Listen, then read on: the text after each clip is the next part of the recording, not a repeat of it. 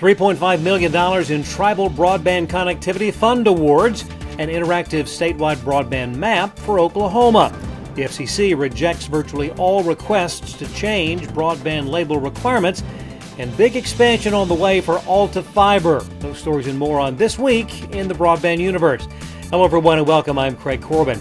$3.5 million in funding awarded by the NTIA through the Tribal Broadband Connectivity Program. 7 tribal broadband projects receiving roughly $500,000 in funding.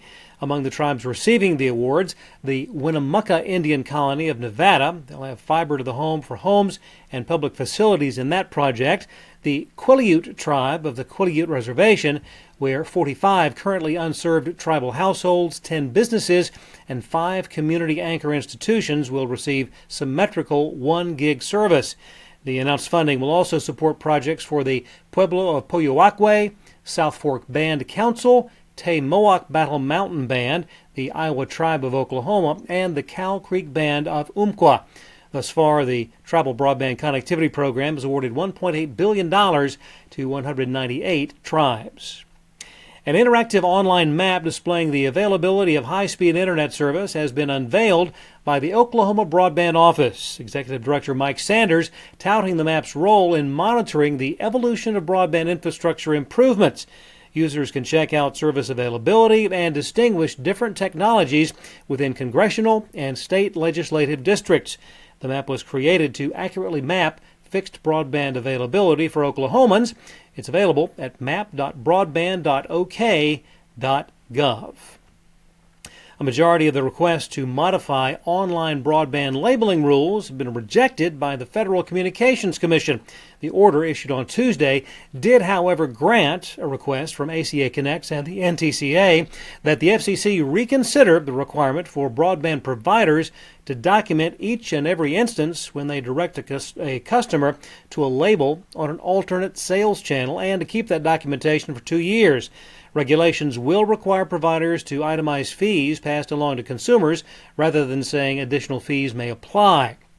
New data collection requirements have to be vetted and approved by the Office of Management and Budget before the labeling rules take effect. Smaller broadband operators with less than 100,000 subscribers will have an additional 12 months beyond the OMB approval date to comply. Alta Fiber, formerly known as Cincinnati Bell, with word that it has raised $600 million in new equity funding for expansion of fiber networks in Ohio, Hawaii, Kentucky, and Indiana.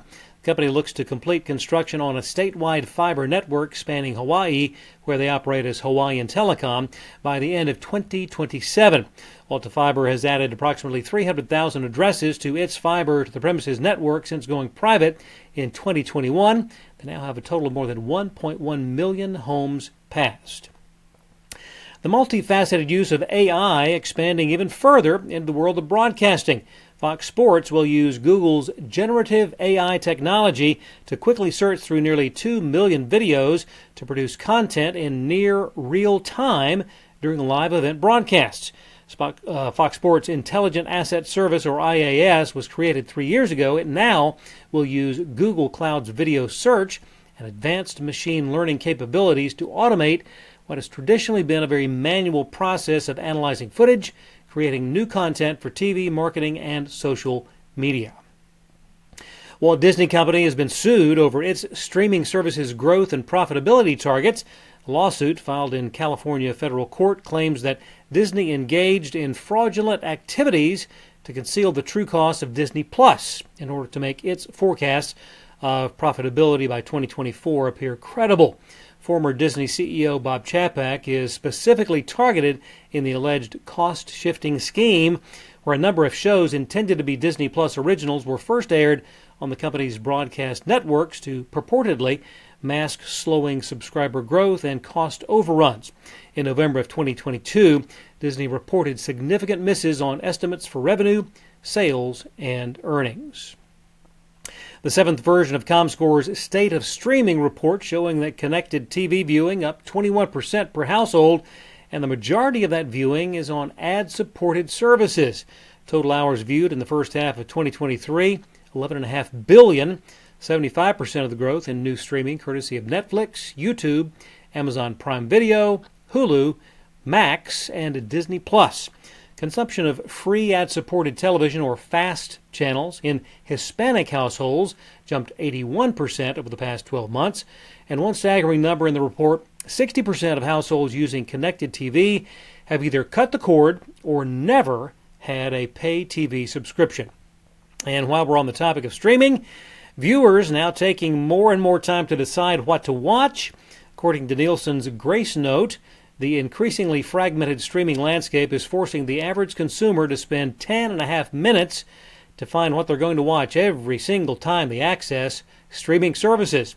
And if you were wondering, there are now 2.7 million video titles available to viewers in the U.S., the U.K., Canada, New Mexico, and in Germany. Nearly 87% of those are available on roughly 40,000 individual FAST channels, streaming providers, and aggregators in the marketplace. And you wonder why it takes 10.5 minutes to make that choice. Thanks for watching. We'll see you next time on This Week in the Broadband Universe.